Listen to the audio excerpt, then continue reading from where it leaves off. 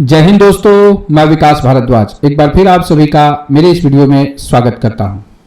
RPF rule 72 sub inspector exam के संबंधित एक अपडेट आया। उस अपडेट के लेटर को देख करके आपके अंदर एक पैनिक की भावना आई। उस पैनिक के लिए मैं यहां पर आपको क्लैरिफिकेशन लेके इस वीडियो को आया हूं।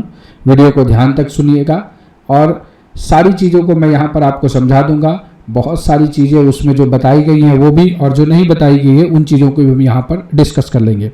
तो बहुत दिनों से हमारा रूल 72 SIPF का एग्ज़ाम पेंडिंग था। अब ये एग्ज़ाम कब होगा, कैसे होगा, इन सारे चीज़ों के सवाल आपके दिमाग में कौतूहल की तरह दौड़ रहे थे और आप उसका सॉल्यूशन नहीं ढूंढ पा रहे थे। मैं भी आपको कोई सॉल्यूशन नहीं दे रहा था, लेकिन उस सॉल्यूशन का एक क्लैरिफिकेशन आया है।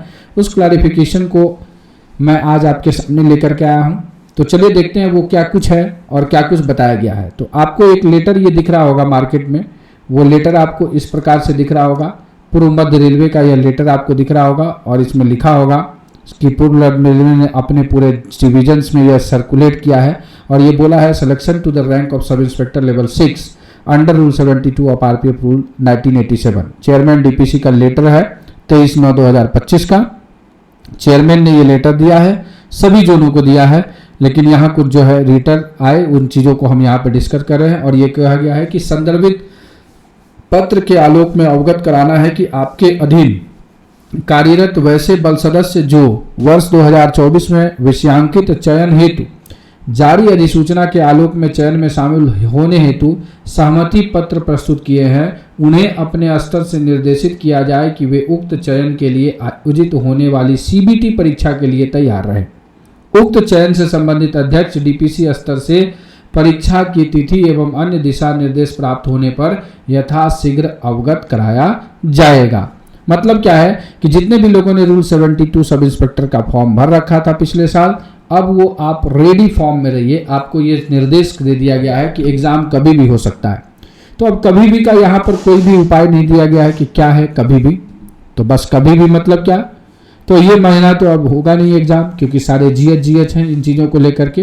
तो नेक्स्ट मंथ जो है आपका एग्जाम शेड्यूल्ड है। इस एग्जाम को जल्दी क्यों कराना है, क्योंकि जब तक ये एग्जाम नहीं होगा तब तक आपको जो है 2025 का जो ASI से सब इंस्पेक्टर का एग्जाम होना है रूल 70 का, वो एग्जाम भी कंडक्ट नहीं हो पाएगा, क्योंकि 2024 का वो एग्जाम हो चुका है और 2024 का ये सब इंस्पेक्टर का एग्जाम है रूल 72 का, ये एग्जाम नहीं हुआ था अभी तक और अब ये इस एग्ज़ाम को कंडक्ट कराना है। तो अक्टूबर के 2nd वीक और 3rd वीक में आपका ये प्रपोजल है कि इस एग्ज़ाम को कंडक्ट कराया जाएगा। तो आप इसके लिए प्रिपेयर रहिए। आपके लिए 15-20 दिनों का समय है। तो अब ये 15-20 दिनों के समय में आप अपने रिवीजन मोड में आ जाइए। साथ ही साथ मॉक टेस्ट को प्रैक्टिस करना शुरू कर दीजिए। आपके लिए मॉक टेस्ट जो है आरपीएफ LDC ऐप पे अपडेट किया गया है। बाकी जो है उस संबंध में और भी चीज़ें वहाँ पर अपडेट कर दी जाएंगी, क्योंकि जैसे ही एग्ज़ाम आता है वैसे ही मैं आपके लिए 2-3-4 मॉक टेस्ट लेके आता हूँ नया, जिससे कि आप अपनी तैयारी का आकलन कर लेते हैं। और अभी आप ज़्यादा से ज़्यादा क्या करना है, ज़्यादा से ज़्यादा आप अपने रिवीजन पर अब फोकस करिए और रिवीजन ही जो है वही आपका सिलेक्शन कराएगा, क्योंकि आप अपने नोट्स को ध्यान से पढ़िए। क्या कुछ उसमें और डालना है, क्या कुछ उससे छांटना है, इन सारे चीज़ों को करिए। अपने मैथ, रीजनिंग और GK की प्रैक्टिस को बनाइए। साथ ही साथ कोशिश करिए कि आप एक्यूरेसी के साथ सवालों को हल करें। मतलब अगर आप 20 सवाल बना रहे हैं तो एक क्वेश्चन से ज़्यादा गलत उसमें ना हो।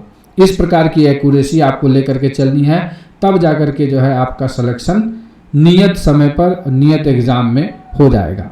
तो आशा करते हैं कि चीज़ें आपको समझ में आ गई होंगी और आपके मन की दुविधा शंकाओं को मैंने इस वीडियो के माध्यम से आपका दूर कर दिया हो। और अगर ये वीडियो अच्छा लगा हो तो लाइक करिएगा। साथ ही साथ इस चैनल पे पहली बार आए हैं तो सब्सक्राइब करके बेल आइकन प्रेस कर दीजिएगा, ताकि आपकी तैयारी में हम थोड़ी बहुत मदद करें और आपके सिलेक्शन में मेरा थोड़ा बहुत योगदान रहे।